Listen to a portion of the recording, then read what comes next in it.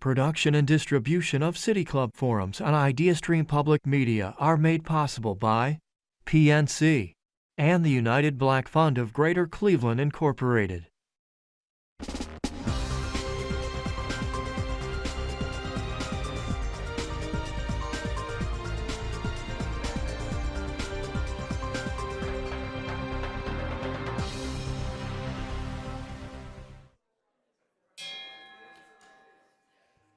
Good afternoon, and welcome to the City Club of Cleveland, where we are devoted to conversations of consequence that help democracy thrive. It's Friday, April 5th, and I'm Cynthia Connolly, Director of Programming here at the City Club.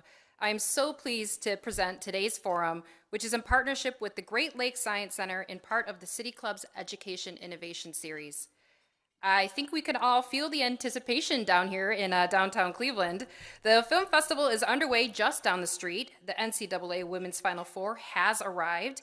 And on Monday, April 8th, the city of Cleveland will be in the path of totality of a total solar eclipse. This weekend, the Great Lakes Science Center and NASA's Glenn Research Center will be hosting Total Eclipse Fest, a 3-day outdoor science and arts festival on Cleveland's North Coast. The City Club will also be there tomorrow at noon for a free forum talking with Dr. Aaron McDonald, astrophysicist and lead science advisor for the Star Trek series. I hope our Trekkies will join us. With this once-in-a-lifetime celestial event comes an unprecedented opportunity to tap into humankind's curiosity about what lies beyond our Earth's limits. The promise of space exploration and discovering the unknown has inspired generations of youth and grown-ups alike. Now, the upcoming eclipse is only amplifying that curiosity. Here with us today to discuss how NASA is leveraging this historic moment is Kris Brown, Deputy Associate Administrator for Strategy and Integration at the Office of STEM Engagement at NASA. In her position, Kris provides strategic direction and executive oversight of NASA's STEM engagement. Her efforts are devoted to creating unique learning opportunities for students, supporting educators, and educational institutions. Agency-wide, NASA's STEM engagement investments aim to build a diverse and future STEM workforce. Moderating today's conversation is Dr. Kirsten Ellenbogen, President and CEO of the Great Lakes Science Center. If you have a question for our speaker, you can text it to 330-541-5794. That's 330-541-5794, and our City Club staff will try our best to work it into the second half of the program. Members and friends of the City Club of Cleveland, please join me in welcoming Kris Brown and Dr. Kirsten Ellenbogen. Kirsten.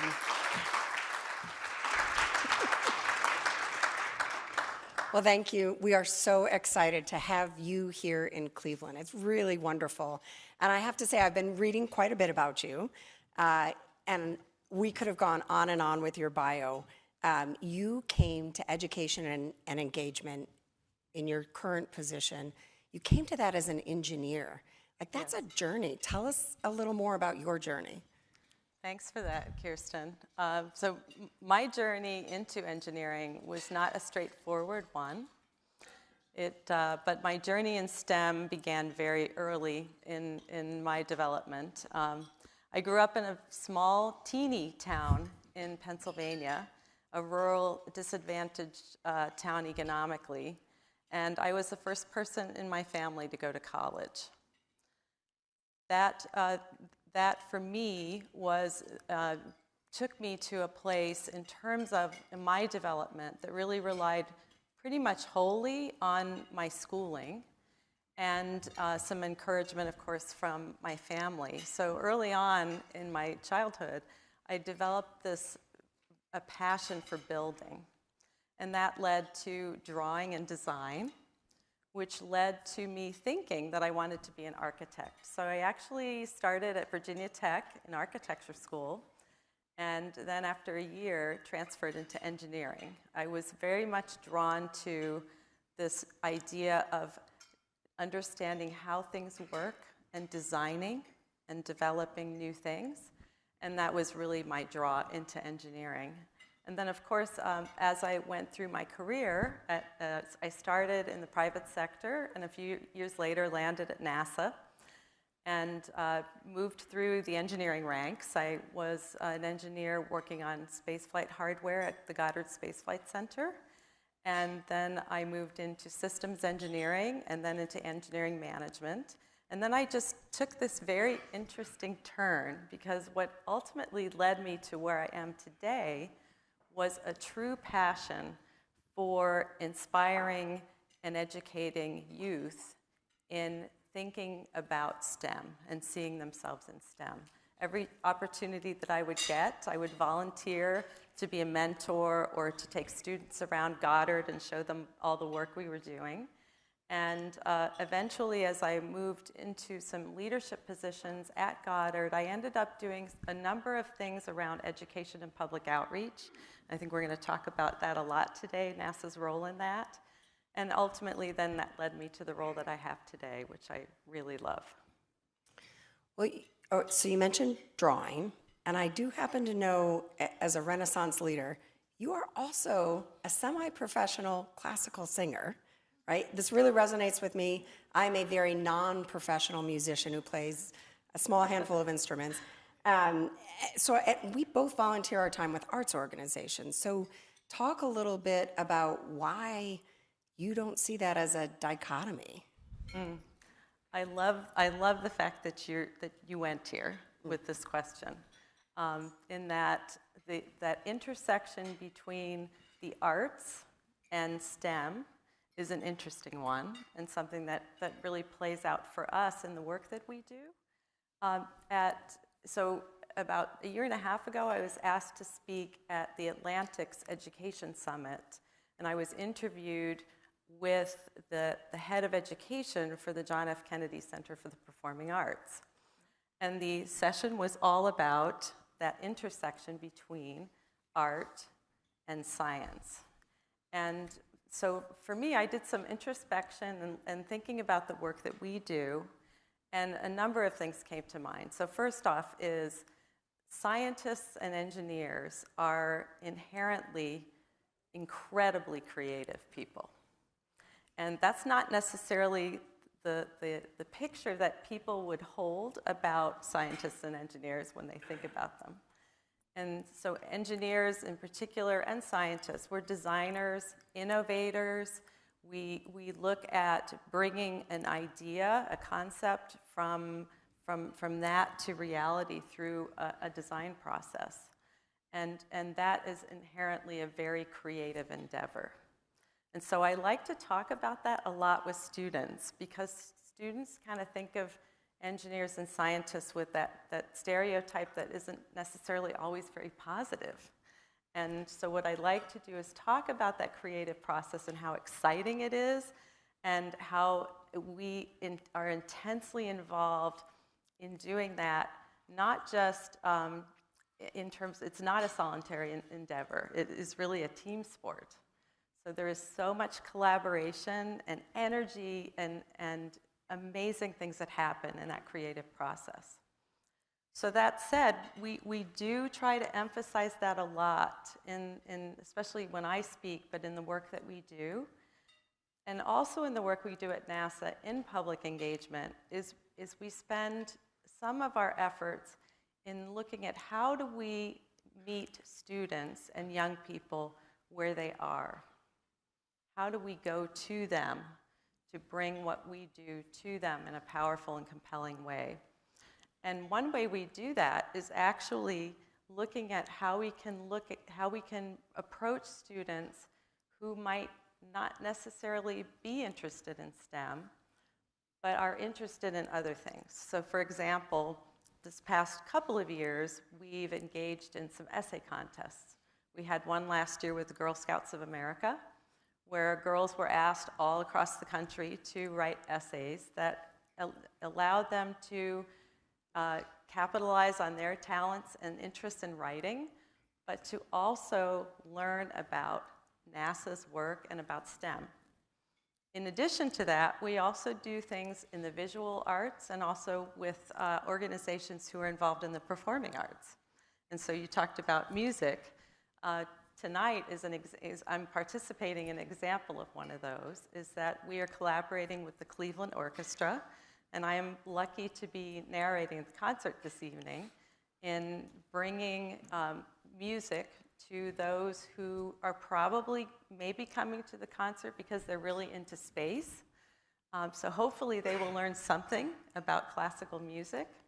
And then on the other side of the coin is having people who are going because they love classical music, hoping that they will learn something about NASA and the work we do and the science and exploratory work that we're involved in. So we do a lot of those collaborations as much as we can in hopes that, again, that we really are able to reach students where they are. I love that, and of course we're doing so much of that together at the Total Eclipse Fest. We'll have the orchestra there as well, many arts organizations, and that probably does bring us back to the elephant in the room of we've got to talk about the total solar eclipse. And you're NASA, so I want to be respectful of what always comes first at NASA, which is safety. And let's do a little show us your specs. So if you do not have these, right? Safety first, you do need to make sure that as you head towards Monday, you have got your solar eclipse glasses. Indeed. These are vital. Thank you. So I am curious, if you were not here in your official NASA capacity, would you be chasing the eclipse Monday? Yeah, great question.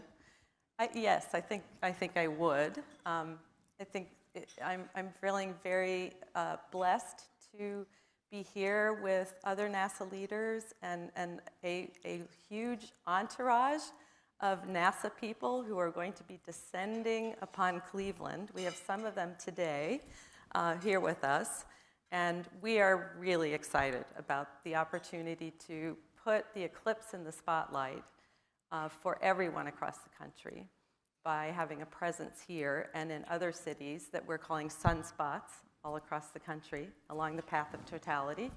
But we're also taking this moment and hoping that we can bring the power of our NASA people, who I like to call our STEM superstars, to bring them to all of you and to people across the country to learn more about space and the incredible work that we're doing in Earth and space science, as well as in human exploration.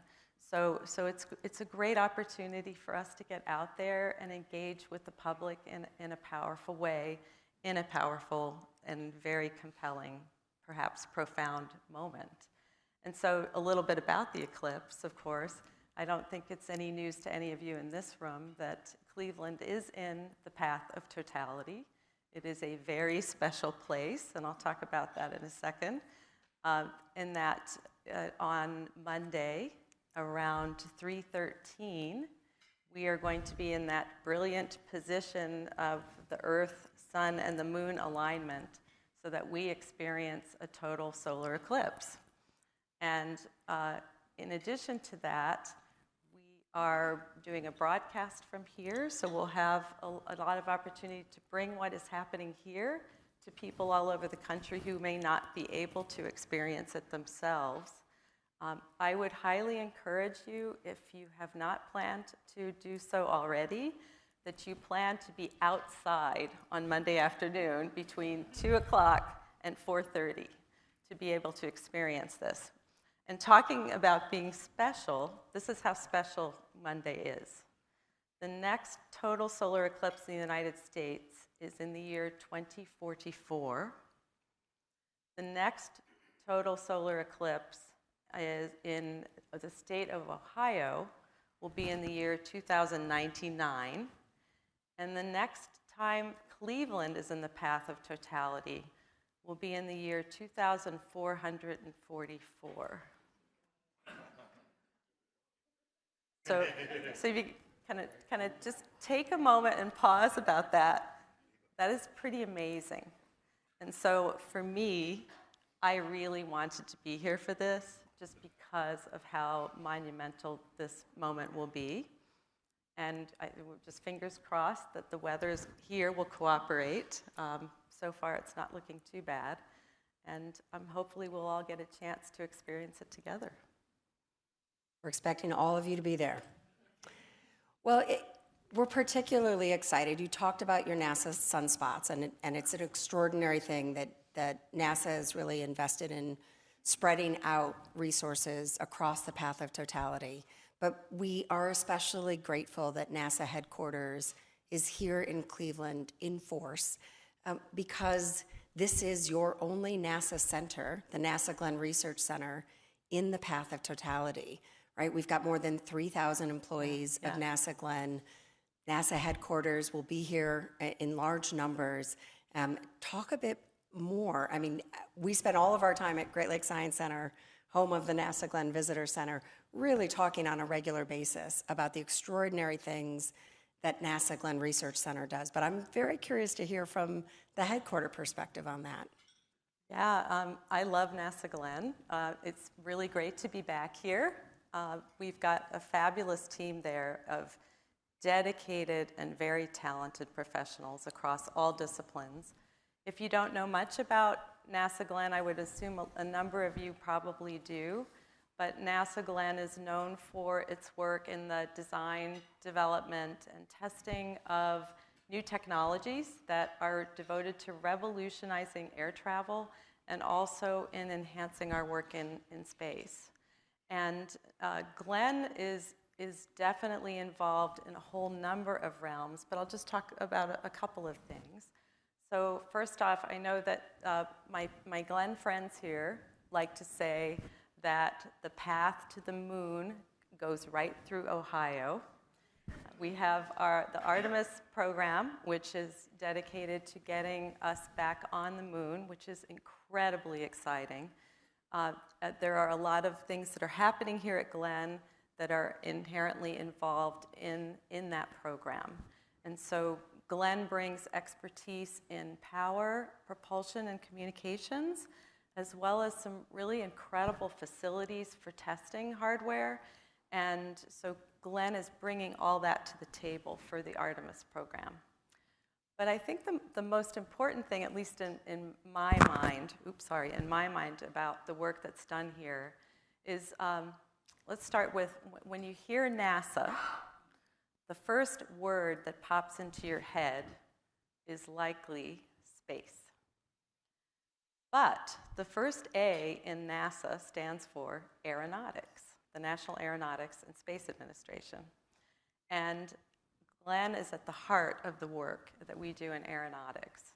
Aeronautics, the programs that we are involved in are really pushing the boundaries for air travel in terms of devoting research and development in developing cleaner, more sustainable, and quieter air traffic.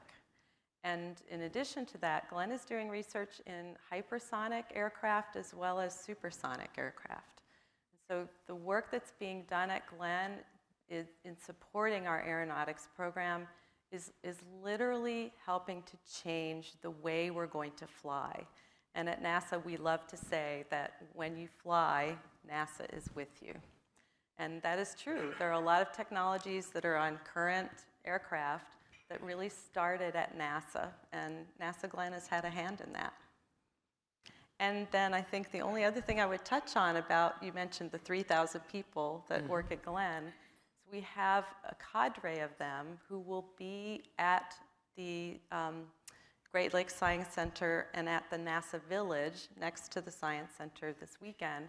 And I'm very confident that they are going to be very willing to share the excitement about the work that they do, as well as being there to help staff and volunteer some of the activities that will be happening there. Darlene Walker is here with me today. She is our lead for the STEM engagement team at Glenn. And I had a chance to visit with our team last night, and they have incredibly fun and cool things that they're going to be doing with youth and students all throughout the weekend. So the fact that we've got a lot of folks from Glenn who are going to be interacting with the public and with youth and students is going to be really exciting and a great part of the things that are going to be happening here. We're thrilled that so many resources and so much activity from NASA is really helping us celebrate the eclipse here in Cleveland. We're very grateful. And it reflects the commitment and priorities at NASA headquarters, right? NASA has really, since its inception, seen that public education and engagement is critical. And as someone who has watched NASA as a fan for many, many decades, it's been interesting to see that evolution from a sole focus on education. Frankly, I think the agency is taking a very sophisticated take now on focusing on engagement. Talk a little more about that. What are the priorities? How did the agency get from education to engagement? What does that look like now? Well, that's a lot. I could probably talk about that for a long time. Sure. But that's a great question. I'll cover a few elements of that. So you're right. NASA's work in education and public outreach really started at the founding of the agency back in 1958. It's actually literally written in the Space Act that legislated the beginnings of NASA. And we take that work really seriously. We have in STEM engagement, which, and the distinction really for us a few years ago, actually when I came into this role, we really felt the need to be deliberate about talking about our work, and that NASA's not an education agency. That's not what we do. But that engagement, reaching out to students and to the public and educating them about the work that we do, having a part in contributing to our nation's science literacy, but most importantly, helping to inspire and enable us to build a future workforce, a future STEM workforce, that next generation of explorers, is something that is really inherently very much part of our mission. And to that end, we actually have a dedicated line item in the NASA budget that Congress appropriates every year that is dedicated to STEM engagement, our work with students. So our organization, the one that I lead, has over 250 people across our agency, and the line item in the budget this past year is $143 million.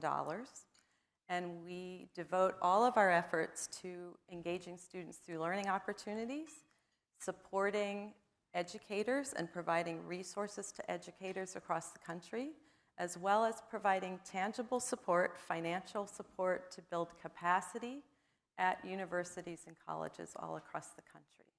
We do really exciting work, and again, it's all around that central notion of we want to be part of a tangible contribution to building the nation's future STEM workforce. And there's a real business case for that. And I'll touch on that briefly. This is something that I think we have it very much front and center in the work that we do, in that it is estimated now, evidence is there that we will not have enough STEM workers in the United States over the next decade to support the needs that we have. So it's estimated that we will be short on the order of 1 million STEM workers. And so we really do need to figure out how to attract more students to STEM and keep them on STEM pathways. In addition to that, a number of STEM workers, and this is very true at NASA, are approaching retirement age or are already eligible for retirement. So we very much need to bring in a cadre of early career folks to be able to move through STEM careers to have an adequate supply of STEM workers. And then finally, women and people of color are still very much underrepresented in STEM. There is a huge disparity. So for instance, while women make up 51% of the nation's college-educated workforce, only 29% are represented in STEM. That's a pretty large disparity right there. When you look at some of the physical sciences, some disciplines within the science and engineering professions, the disparity is even bigger. So as an example, women engineers make up only 16% of the engineering workforce. When I started many years ago, not that many, but a few years ago, when I started, women made up 8% of the engineering workforce. So while it's better, I would say 16% really isn't good enough. We need to do much better. And for people of color, the numbers are even more staggering in a way. So I think that it is imperative for us, and this is something that we hold at NASA, that we want to contribute to increasing diversity and equity in STEM. And we want to do that in a tangible way by attracting more students across a diversity of students to be able to come and be part of the things that we do. And if the STEM workforce much better represents the population that it serves, we will only do better in meeting the challenges that we have as a nation in the world with respect to some of the societal challenges we have, climate change being something very prominent there in terms of being able to solve problems and meet the challenges of the day.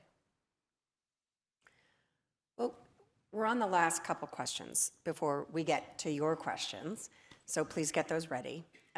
So let me ask advice on some things. You just gave a very compelling lead-in to this.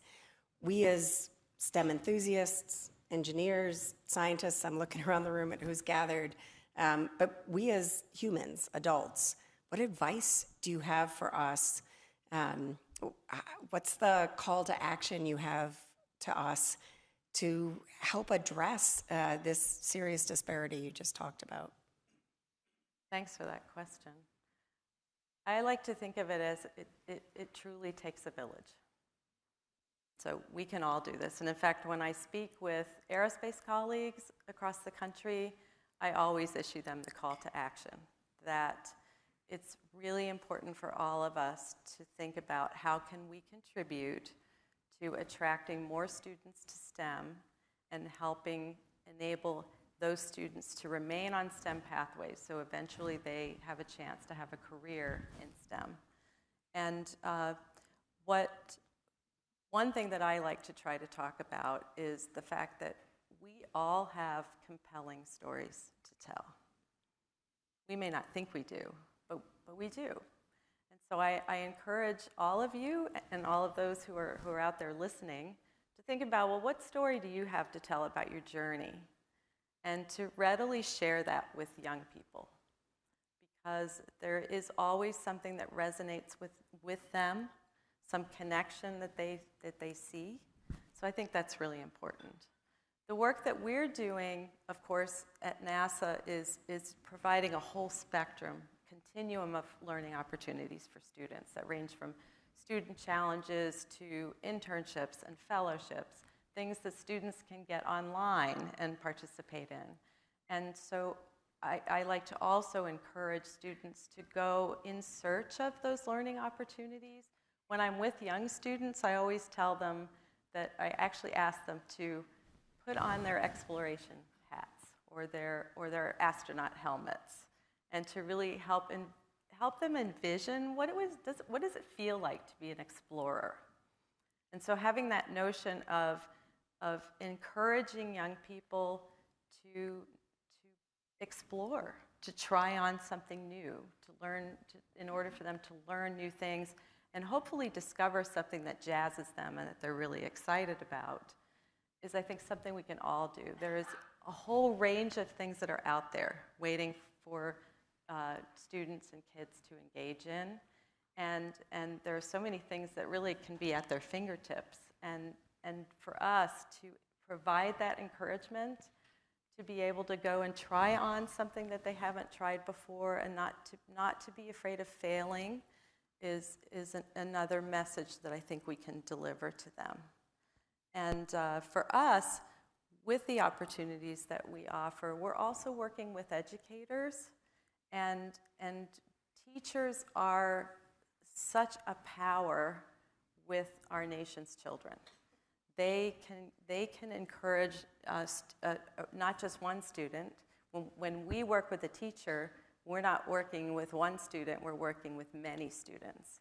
And so we look at our ability to magnify our impact that way, and I think that's a very important aspect of the work that we're doing. And so I think having relationships between teachers and students is also really helpful.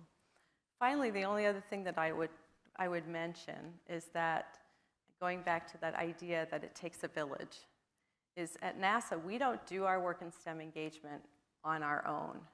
We have 3 priorities that we've laid out. One is looking at broadening student participation. The second is enhancing the work that we're doing in K-12 so that we can build a better foundation of students who are starting on STEM pathways. And then our third priority is we are establishing strategic partnerships with organizations that have large footprints or who have an ability and expertise in areas in education to be able to reach students so that we can magnify our impact. And so we have had a range of partnerships just this past year, over 120 partners, discussions with partner organizations, prospective partners. And then we have built formal agreements with a whole range of partners, as well as through our grants and cooperative agreements with science centers and museums like the Great Lakes Science Center, libraries, other educational organizations all across the country. So we are building a village at NASA to be able to do this work and better, and we're also looking to be able to provide more resources to more students. And finally, the only other thing I'll touch on, we have powerful role models out there. We have several in this room. I wanted to mention that Jessica Watkins is here, one of our astronauts, and she is incredible. Jessica is a great example of one of those STEM superstars, and so I think it's very important that students are able to see and experience in a palpable way exciting work being done by amazing people. And we have lots of STEM superstars at NASA and in many, many organizations around the country who don't do space, who do other things in STEM. And we hope that youth and students will be able to see somebody, and hopefully see somebody who looks like them doing amazing work. And that takes students in a very positive trajectory, enable for them to think about having a STEM identity and seeing themselves being able to do this really cool work. I love that. I was headed into a career in law until my 10th grade biology teacher, Mrs. Benson, tapped me on the shoulder and said, "Hey, have you considered applying for this thing over here?" So I love your call to action, and I hope everyone will take it very seriously. Well, let me wrap up by giving you one more chance to give us advice or any kinds of compelling things we should be thinking about as we head into April 8th with the total solar eclipse. I know we've known about this eclipse coming for centuries. We've been preparing at the Science Center since 2017, but I think NASA Glenn has been preparing much longer than that. NASA headquarters has been preparing for a great deal of time. So what's your advice when we get to that moment? We've got our team here. I'm looking at Kelly Korek, who is the lead for the entire agency for all things Eclipse, and she's done a fabulous job. So Kelly, I wish you were here because you could probably talk about this much more than me. I think ultimately, Kirsten, I think first of all, get out there and experience the eclipse. Please do that. Wear your glasses, of course. And I think I would love to invite all of you and any who are listening out there to please come and be part of the festivities that we're doing at the Great Lakes Science Center and at the NASA Village that's going to be there. We're going to have all kinds of really fun and immersive activities going on. I saw a huge list of things that were super cool, virtual reality demos of various things, a Mars habitat, and then, of course, access to a whole number of people. Jessica will be there along with astronaut Snoopy, who will be there for photo ops and things like that. But there will be a whole realm of possibilities of learning at the festivals. So I would encourage you to definitely consider coming to that. And then really, I don't know about you, but I have found myself thinking more about the human side of this. In that if we can just imagine there are 37 million people who are living in the path of totality, I think there will be a lot more people descending upon the path of totality for Monday. But if you could kind of think about, even here, in that moment of totality, all of us gazing up at the sky and taking this in, it really starts to help us focus on the incredible possibilities out there in understanding the universe and our solar system and our Earth and its place in all of that. And how can we think about preserving and sustaining our home planet? And really that interconnectedness of all of us all looking up at the sky all together and connecting with one another in a profound moment, that profound cosmic moment that we can't control. I mean, this is just something that NASA didn't make this up, right? I mean, this is a natural thing that won't happen for many, many years to come. So it's very exciting, and we're really thrilled to be part of the work with you all, as well as being part of everything that's will be happening here in Cleveland. So it's very, very exciting.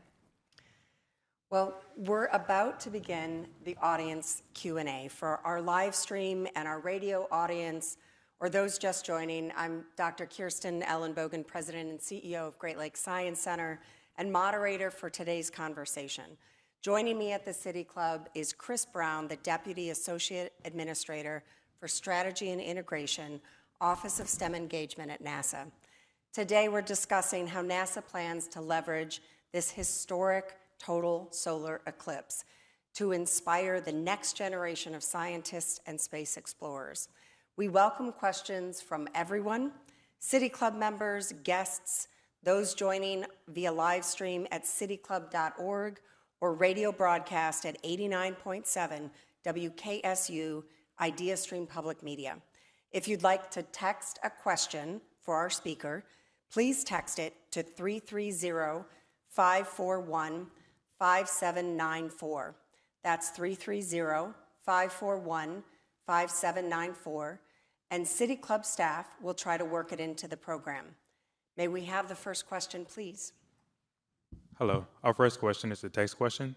It says, what kind of challenges are you seeing in recruiting young scientists to NASA with increased competition from private sectors like Blue Origin, Lockheed, and others? That's a great question. Thank you for that. So I think that the commercialization of space and all of the activity that I know you all have been seeing with respect to our partners is really an exciting time for us. And so I think it does increase competition in terms of our ability to hire, but I think that's a really good thing in that we are all of us in the aerospace industry are very, very much committed to building our workforce and in training a skilled workforce. So we have a lot of collaborative activities that we are doing with the aerospace industry around how to engage students, as well as how to train and provide skills to early career employees. And I think that's something that we're all very much committed to do together. And that the aerospace industry right now is incredibly, incredibly exciting and fulfilling. And there's just lots of work out there. So we're very thrilled about the current state of aerospace right now. Next question. Why is it so hard to get back to the moon, and why did we stop going? Okay, well, I could write, maybe we could write, there have been books, I think, written about that.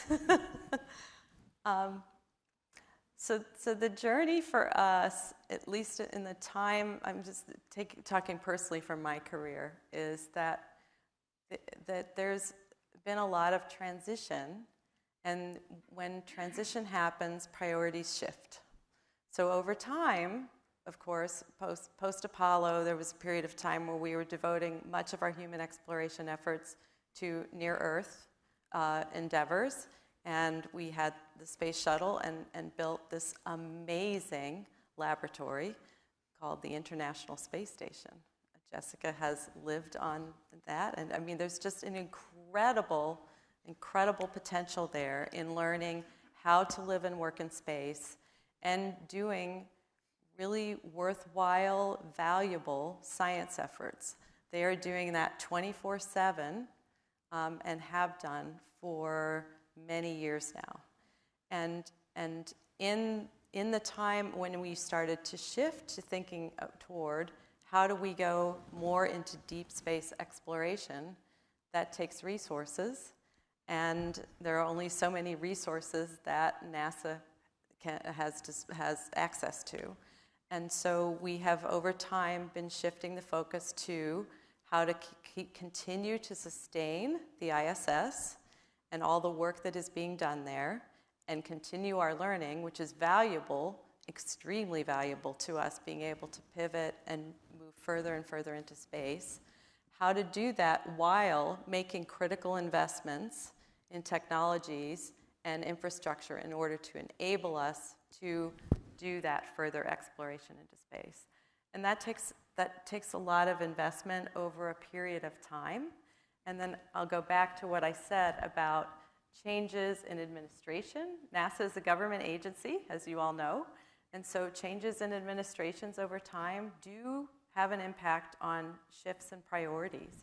And so over the last number of years, we've been experiencing some of those shifts, which then makes some of the work we do either take a bit longer or having to shift priorities within the work that we're doing. So I think that we're incredibly grateful for the support that we get from the American people and from Congress in the work that we do across all of the things NASA's engaged in. I talked about aeronautics, space and earth science, human exploration, and all of the technology development that we absolutely need to invest in order to do the bold work that we do. And we are, I think, very lucky in that we have that bipartisan support, and we continue to move toward the moon, the moon in terms of very deliberate and careful steps. Going to the moon is hard, but we know that we're up for it, and we've got a lot of exciting work ahead in Artemis. Good afternoon, and thank you for being here. I'm curious about how much NASA collaborates with other countries around the world, those that might be friendly to us, but how real is a space race with those that might be considered very competitive in terms of China or Russia and such? So how much really is the global interaction of space versus United States NASA focused? That's a great question, thank you. So for the Artemis program, we are very much involved in building collaborations and agreements with a whole number of countries. We've talked a little bit about the focus in space in general, but with regards to continuing and developing that pipeline from youth to career in STEM, what do you think is the biggest challenge to that? And I ask that in part because recently it came to my awareness, we don't always realize the impact of a societal issue on, whatever our particular goals are. So what do you find as the biggest challenge to getting those interested and continued interest in STEM? That's a big question because there are a number of challenges. I think I've mentioned a few of them. The investments that NASA make in this STEM education ecosystem are teeny versus the need. And so I think the challenges across the board are such that we do need to rally as a nation around how can we tackle not only attracting students to STEM, which I think is a big challenge, but then enabling those students to continue on STEM pathways and persist to be able to be prepared to enter into STEM careers.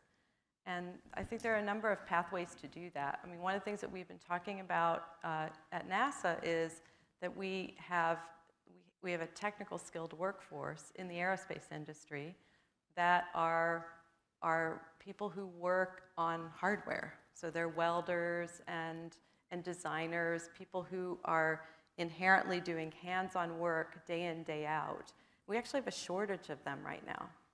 And so one of the things that we're talking about as an industry is how can we get more youth and even into high school students interested in thinking about, well, how could I engage in that as a career? And that might entail time at a community college or some technical skills that they build through an apprenticeship kind of model. So we've been talking about that as well. And I think challenges, we're probably all familiar with the challenges that we're experiencing now post-pandemic in the shortage of teachers, and there are a whole range of things there. Of course, we at NASA don't really help solving those problems, but what we hope that we're doing is providing resources to teachers all across the country to be able to bring some of those resources into their classroom and support informal educational organizations such as Kirsten's in bringing some content and resources that they can use so that children outside of school can maybe have access to things that might help them build STEM identity. But I think, this is just me personally speaking, is that I think one of the biggest challenges is really how to attract those students into STEM as an interest to begin with. How can we build that STEM identity? Right now, students really need to be at that place by the time they get through elementary school and into early middle school. And if we don't have them interested by then, we've lost them on a STEM pathway. And that's a bit of a daunting challenge if you think about the things that are happening in elementary schools with respect to bringing children to appropriate reading and math levels. How can you build that interest in STEM? And so it kind of goes back to what I was saying a bit earlier about encouraging youth to try on some things perhaps outside of school that they might be interested in. Boys and Girls Clubs have a great variety of things that they're doing in communities where we would reach the underrepresented, underserved in STEM. So having access to some of those activities as well can really help build that early interest and that spark of interest that we hope we can get to. Good afternoon. Thanks for being here. Welcome to Cleveland. My name is Gary McKeaton, a City Club member, retired engineer, and big fan of all that NASA does. So today checks a lot of boxes for me. Before I ask my question, I want to thank NASA for their very significant support of many, many different citizen science programs. Where outside of the educational realm, citizen scientists, volunteers such as myself, can participate in programs, everything from space exploration to the biological sciences. Knowing that you can't have STEM programs in every school, whether it's K through 12, college, or whatnot, how much interaction does the Office of STEM Engagement have with the citizen science programs to kind of expand that village and bring either non-students, parents, and so on and so forth into the STEM umbrella? Gary, thanks so much for that question. We are indeed working very closely with our friends in the Science Mission Directorate in addressing how can we leverage the investments that we are making in the Office of STEM Engagement such that we can reach more students and do it in a highly relevant way that is in alignment with a lot of the challenges and the work that we're doing in science, so some of those mission drivers. And so I mentioned that we do grants and cooperative agreements with colleges and universities all over the country. This past year, we have developed a number of different opportunities that, in association with our colleagues in the Science Mission Directorate, that are allowing students at universities to help do research in things that are highly in need against mission priorities in our work in science. In addition to that, we have developed relationships with a number of citizen science organizations within NASA, and I'll name one, GLOBE. I don't know if you're familiar with GLOBE, but GLOBE is a program that's been in play for many years now, and it has students all over the world, in schools all over the world, doing citizen science around understanding our home planet Earth. And so recently we have been teamed up with GLOBE on how we can do a number of activities, and I'll give you one example that I'm personally really thrilled about. We brought together a team that gathered last fall to answer the question, what could NASA do to help move the needle in climate and earth science literacy across the country? And what could that look like? And GLOBE was part of those discussions. We ended up creating an initiative called Earthrise. Earthrise is a monthly installment of resources, videos, hands-on activities, and a number of things that can be done in the classroom and in informal educational settings that we send out to teachers all over the country. So right now, I think we're approaching 4,000 people who have registered to be part of Earthrise. And so each month, they will get this installment of goodies and be able to take those and use them with their students. We're super excited about it. If you're a teacher out there, please go and register. If you look for NASA Earthrise Education, if you Google that, you'll be able to pull up information about how to register. But that's an example of how can we invite students to not only learn about some of these things, but actually engage in citizen science activities that will enable them to learn and get immersed in the work that we do in a real and tangible way. The other thing that we've done most recently is we do work with one of our partners, code.org. They have a coding event that they do every December. And for the past 2 years, we have engaged with them to have a NASA module in the work that they do so that students around the country can engage in NASA content and do some coding against a particular set of projects. So there's a couple of examples, but we're very much into students, immersing students in learning in a real and tangible way.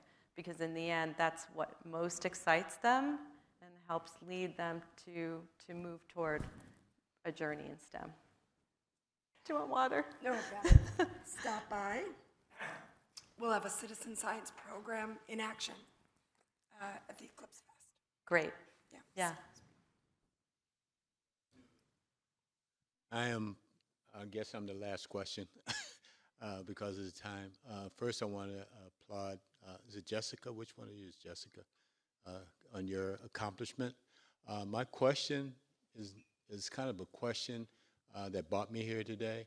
When I saw the topic, I wanted to be here because my organization, which I'm not going to talk about, is very much involved with taking young people and parents to the International Women's Air and Space Museum that we have here in Cleveland that not many people know about. And when you talked about STEM and giving examples of opportunities and people that have accomplished a great deal, I think that is a tremendous asset along with with NASA and the space and the museum and what have you.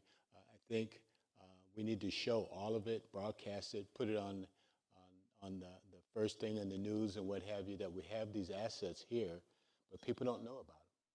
You know, and people don't have access to NASA like they'd like to, but we've got the International Women's Air and Space Museum sitting right here on the lake, and not many people, it's really near your organization, but we need to take advantage of it. Our organization is taking parents and children to that museum to just do a walkthrough, and the diversity and the skills and everything that's there is just phenomenal.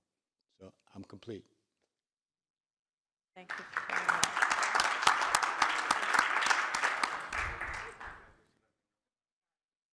So I think we're going to end it there. Thank you so much for joining us, Kris and Kirsten, for joining us here at the City Club.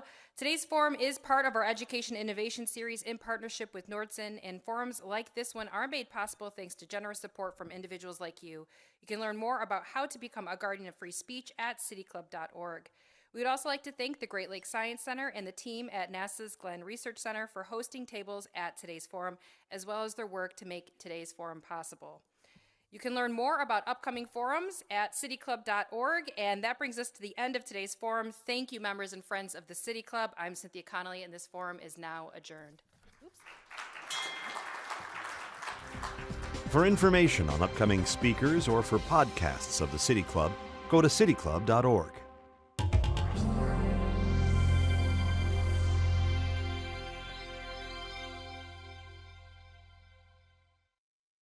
Production and distribution of City Club forums on IdeaStream Public Media are made possible by PNC and the United Black Fund of Greater Cleveland, Incorporated.